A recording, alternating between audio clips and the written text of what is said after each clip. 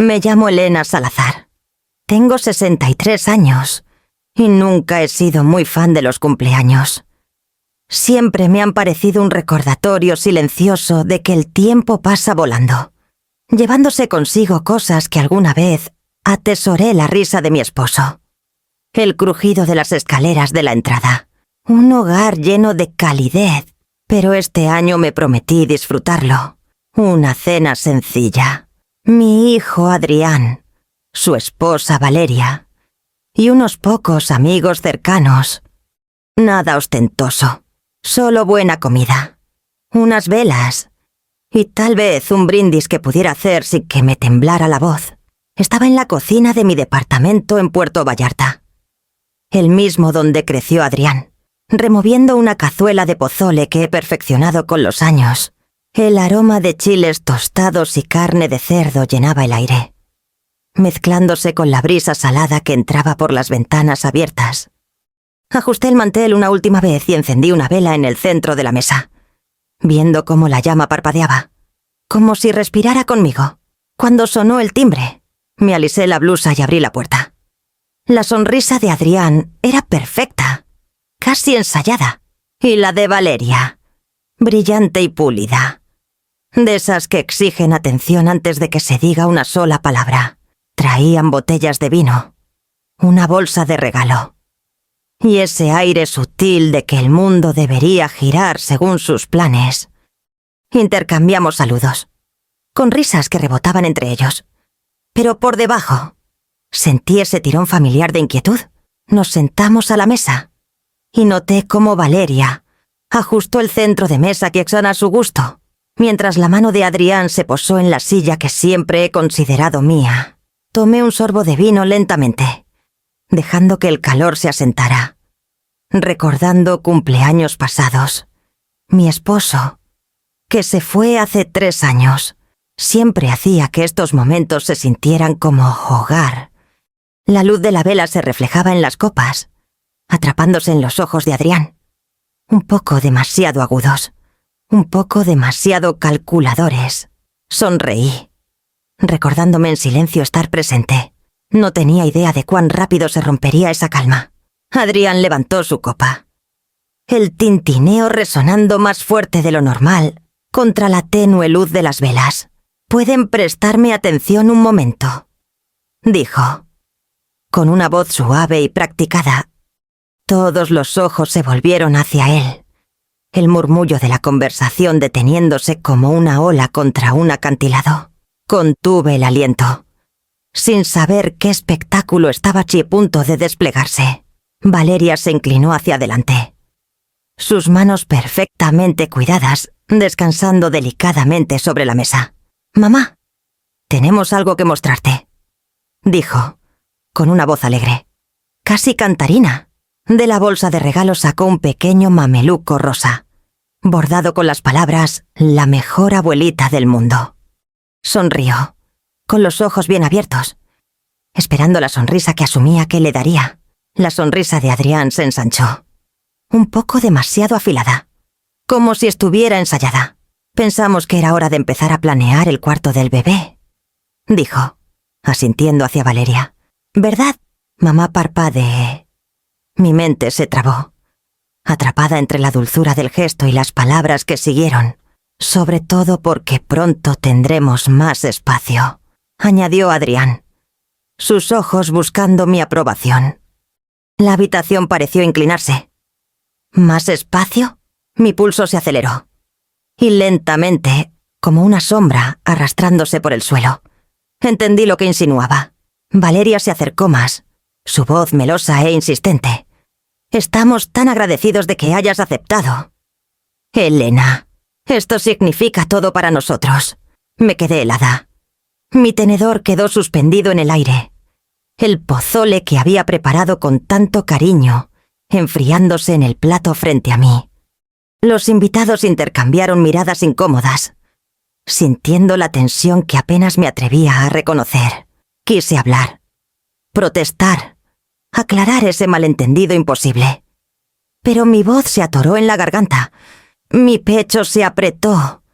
El shock me recorrió en oleadas frías y agudas. seguido de los primeros destellos de pánico. La sonrisa de Valeria se amplió, ajena a la tormenta que crecía dentro de mí. No podemos esperar a redecorar. Añadió, elegir colores, mover muebles. Claro, tú seguirás pudiendo venir, mantener tus plantas en el balcón. Sus palabras goteaban como si ya fuera dueña de lo que nunca le había pertenecido. Los ojos de Adrián brillaban, y al fin entendí que no estaba dudando. Estaba ejecutando, hablando como si mi consentimiento ya estuviera asegurado. La habitación me oprimía. La calidez de las velas no aliviaba el dolor de la traición. Me quedé congelada. El peso de 30 años de recuerdos y la vida que había construido apretándome, mientras los primeros temblores silenciosos de impotencia se asentaban en mi pecho. Me senté rígida, con el tenedor intacto, mientras la luz de las velas danzaba sobre la mesa. La sonrisa de Adrián seguía fija. Una exigencia silenciosa colgando en el espacio entre nosotros. Valeria seguía hablando de colores de pintura y arreglos de muebles, sin darse cuenta o sin importarle de la tormenta que crecía en mi interior. Mi mente divagó. Sin querer. Hacía un tiempo en que este departamento estaba lleno de risas y calidez. Recordé a mi difunto esposo, Javier, arrodillado en el suelo de la cocina con herramientas esparcidas a su alrededor, arreglando una tubería que se había roto en pleno invierno. El olor a aceite y humo de leña. El suave murmullo de música norteña en la radio. Su voz tranquila asegurándome que juntos podíamos con todo. Cumpleaños celebrados en esta misma mesa, con amigos llegando con abrazos y velas. Mi esposo alzando una copa por la vida y el amor. 30 años de historia compartida. En capas de pintura, papel tapiz y recuerdos. Ahora tambaleándose al borde de ser borrados con palabras casuales de mi único hijo. Mi pecho se apretó mientras la culpa y la confusión luchaban por dominar. Debería hablar, corregirlos con suavidad o arriesgarme a romper la frágil cortesía de la noche. Cada opción parecía defectuosa. Cada palabra potencialmente explosiva. Me sentí atrapada entre la decencia y la indignación. Mi silencio estirado al límite por las miradas expectantes fijas en mí. La mirada de Adrián era firme, casi presumida, y podía sentir su cálculo esperar a que cediera o quedarme congelada bajo el peso del momento. Valeria tarareaba feliz, ajena, como si el departamento ya fuera suyo. La conversación giraba a mi alrededor, el vino servido. Brindis hechos. Risas que sonaban huecas en mis oídos. Forcé una sonrisa, sintiendo cómo se agrietaba bajo la presión, y tomé un sorbo de vino demasiado lento, dejando que el calor apenas calmara el temblor en mis manos. Comprendí, con una pesadez que se hundía, que no estaba procesando una propuesta o una petición. Estaba presenciando el lento reclamo de una vida que había construido. El sutil desmantelamiento de décadas de amor y cuidado. La ansiedad se asentó en mis huesos. La culpa mordisqueando los bordes por dudar. Por dejar que hablaran como si hubiera consentido. Por sentirme, por primera vez en años, pequeña en mi propio hogar. Mi corazón latía, un ritmo de incredulidad e impotencia. Mientras la cena continuaba, implacable e imperdonable. Y yo permanecía inmóvil, de vuelta en la quietud de mi departamento, con el aroma del pozole aún flotando en el aire. Sentí que las paredes se cerraban, las risas, el vino, los murmullos educados de los amigos, todo parecía ahora una actuación lejana en la que había participado sin querer. Me acerqué a mi escritorio, pasando los dedos por las pilas de carpetas que no había tocado en meses. El peso de décadas oprimiéndome. Algo dentro de mí insistía: revisa todo. No dejes nada al azar. Revolví los cajones, sacando archivos antiguos, registros médicos y documentos legales. Un sobre manila. amarillento en los bordes. Llamó mi atención. Adentro había un poder notarial que firmé hace 2 años durante una estancia en el hospital, cuando una neumonía me dejó débil y complaciente. El nombre de Adrián estaba en él. Mi estómago se desplomó. El recuerdo de esa visita al hospital, el suero, las instrucciones apresuradas de la enfermera, el miedo a la enfermedad regresó como un relámpago.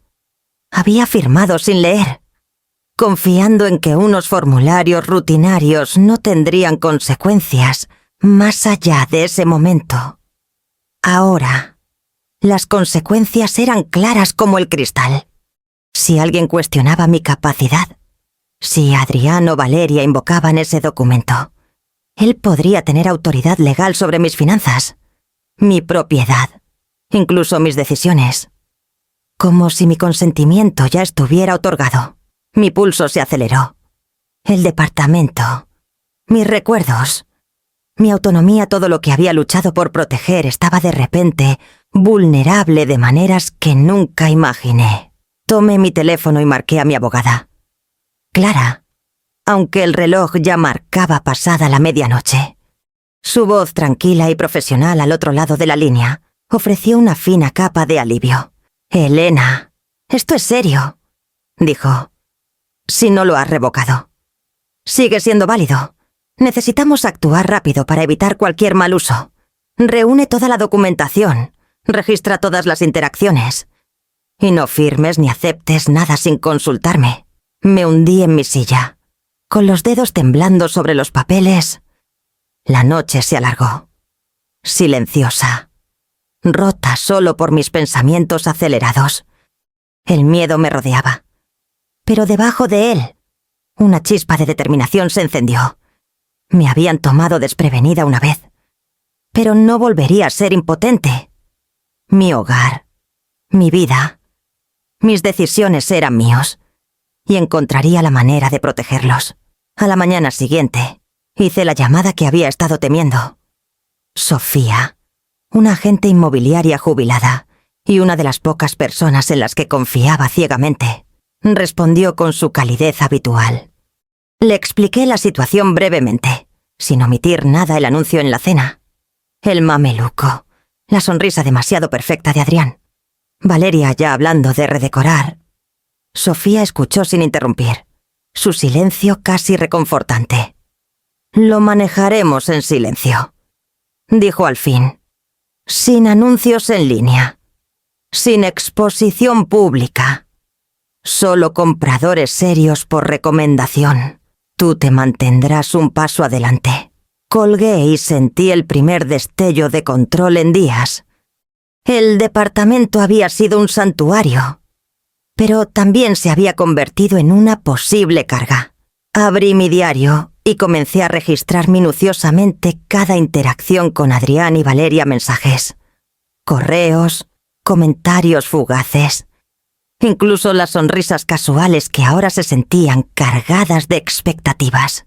Cada entrada era un pequeño acto de defensa, una forma de preservar la claridad si era necesario. A media mañana, había congelado mis cuentas bancarias y revocado cualquier permiso compartido que pudieran explotar. Fue un trabajo tedioso, agotador, pero necesario. Cada acción reforzaba la certeza de que mi independencia era mía para reclamar. Empecé a ver el departamento no como una jaula cargada de recuerdos, sino como una pieza en un juego de ajedrez que finalmente estaba dispuesta a jugar. A medida que pasaba el día, me movía con determinación entre tareas, empacando algunos objetos personales que sabía que quería llevar si tenía que irme rápido, y revisando documentos que me darían ventaja si Adrián intentara desafiarme legalmente. Sentí una extraña mezcla de miedo y empoderamiento. Mi pulso estabilizándose mientras aceptaba que podía separarme emocionalmente de la narrativa familiar. Por la noche, el departamento estaba tranquilo, ordenado, y me sentía más ligera, más aguda. La primera sensación de optimismo cauteloso se coló ya no solo estaba reaccionando. Estaba planeando, pensando varios movimientos por adelantado, y por primera vez en días, la tensión en mi pecho se aflojó. Para la semana siguiente, todo estaba en marcha. Sofía había encontrado discretamente a unos compradores para el departamento. Una pareja jubilada dispuesta a pagar en efectivo sin complicaciones.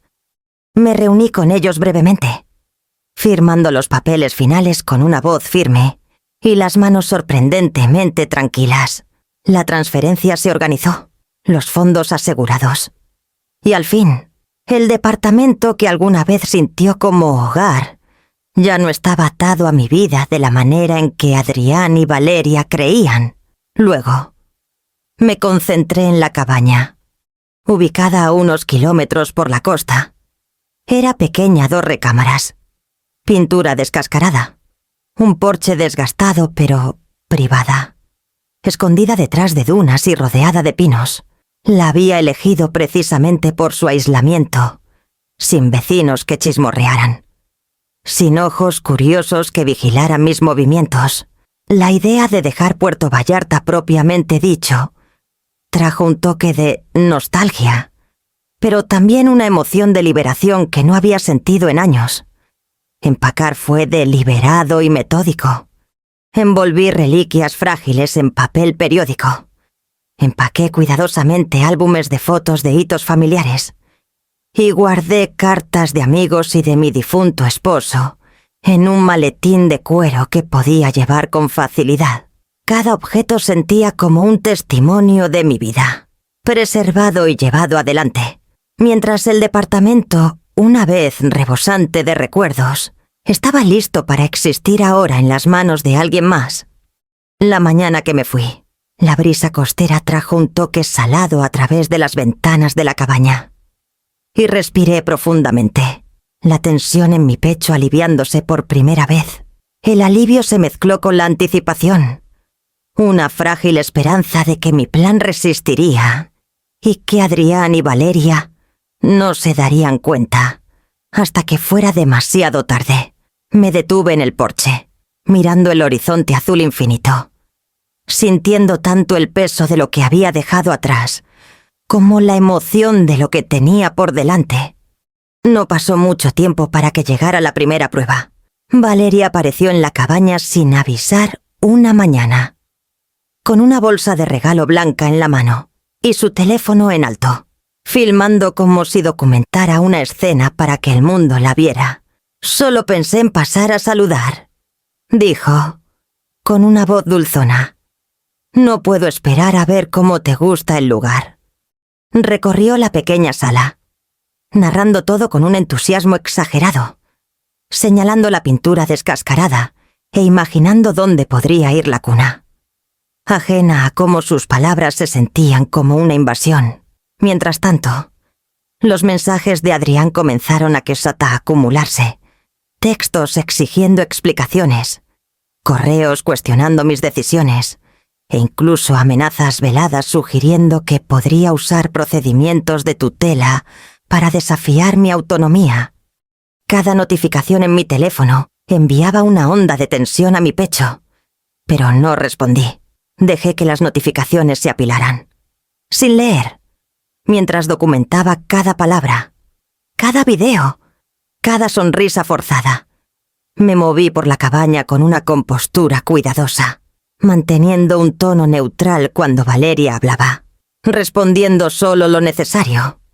Grabé fragmentos de su monólogo discretamente, guardándolos con marcas de tiempo, anotando gestos y comentarios que podrían servir como evidencia de manipulación. Cada entrada en mi diario se sentía como una pequeña victoria, una recuperación de control en una situación diseñada para quitármelo. Para la media tarde, la casa se sentía cargada, pesada con el peso de su intrusión, pero me mantuve firme. Organicé documentos, revisé papeles legales y planifiqué los siguientes pasos para proteger aún más mi independencia. Mi enojo hervía bajo la superficie, controlado y deliberado. alimentando la determinación que había echado raíces la semana pasada. La familia creía que estaba dirigiendo la narrativa, moldeando mis reacciones a sus deseos. En cambio, yo observaba, documentaba y calculaba, manteniendo una calma exterior mientras afirmaba silenciosamente mi autoridad sobre la única vida que realmente me pertenecía. Los papeles finales llegaron una mañana brillante, crujientes y oficiales, trayendo consigo el peso de la certeza que había estado construyendo durante semanas. La venta del departamento estaba completa. Cada firma, cada página notariada, cada transferencia bancaria había salido exactamente como estaba planeado. Sostuve los documentos en mis manos y sentí una mezcla extraña, casi vertiginosa, de alivio y triunfo. El espacio que alguna vez fue escenario de tanta tensión ahora estaba completamente fuera de mi control, o más bien, del de ellos. Mi abogada, Clara, me guió a través de los pasos finales, su autoridad tranquila como un bálsamo para la tensión que aún persistía en mi pecho. Juntas, finalizamos el fideicomiso comunitario que resguardaría los activos. Lo nombré en honor a mi difunto esposo, dedicado a apoyar a mujeres que habían enfrentado control financiero o emocional. Cada centavo, cada escritura, cada objeto de valor estaba seguro, fuera del alcance de Adrián o Valeria. Incluso el testamento había sido actualizado, dejándolos legalmente bloqueados de cualquier reclamo. La letra de la ley, en este caso, reforzaba el límite moral que había establecido mucho antes. Sentada en la mesa de mi cocina, con la luz del sol derramándose sobre pilas de documentos firmados, sentí una claridad rara. Por primera vez en semanas, pude respirar plenamente, libre del peso de amenazas inminentes o manipulaciones sutiles. La seguridad de Clara de que las protecciones eran inquebrantables me dio estabilidad, permitiendo que una sensación de seguridad se filtrara, algo que había pensado imposible durante esas primeras horas de pánico. Pensé en los años que había vertido en esta vida, los recuerdos cuidadosamente cultivados en las paredes de mi antiguo departamento, y el nuevo capítulo que había tallado para mí misma. No solo estaba a salvo, estaba triunfante. Cada paso calculado, cada decisión tomada con intención, había llevado a este momento donde mi independencia era incuestionable y mi agencia plenamente restaurada. Mientras dejaba los papeles y me servía un vaso de agua, el peso silencioso de la victoria se asentó sobre mí. La manipulación, las amenazas, el asedio emocional, todo estaba neutralizado. Por primera vez, sentí el poder total de vivir la vida completamente en mis propios términos, sin ataduras y sin nadie que pudiera dictar los límites que finalmente había reclamado. Las mañanas en la cabaña tenían un ritmo propio. Me despertaba con el leve susurro de los pinos afuera de la ventana, el aroma salado del mar entrando, y pasaba una hora cuidando el pequeño jardín que había comenzado Tomillo. Menta y unas pocas flores resistentes que prosperaban a pesar del descuido. Meter las manos en la tierra, plantar semillas que crecerían con paciencia y cuidado, traía una sensación de control que no había sentido en años. Las tardes estaban llenas de comunidad. Me ofrecí como voluntaria en un centro local, ayudando a mujeres a navegar desafíos financieros y recuperar su independencia.